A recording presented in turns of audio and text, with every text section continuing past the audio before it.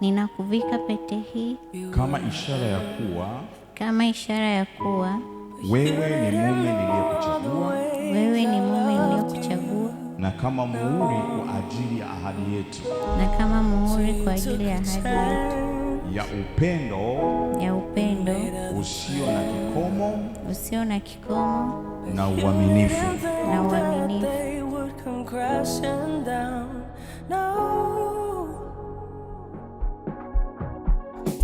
So wapige makofi mengi, vigelegele na shangwe tafadhali maharusi wetu.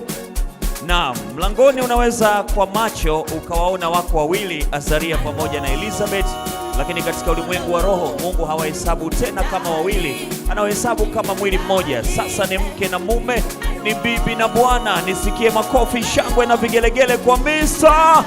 and Mrs. Azaria. Wanaingia namna hiyo.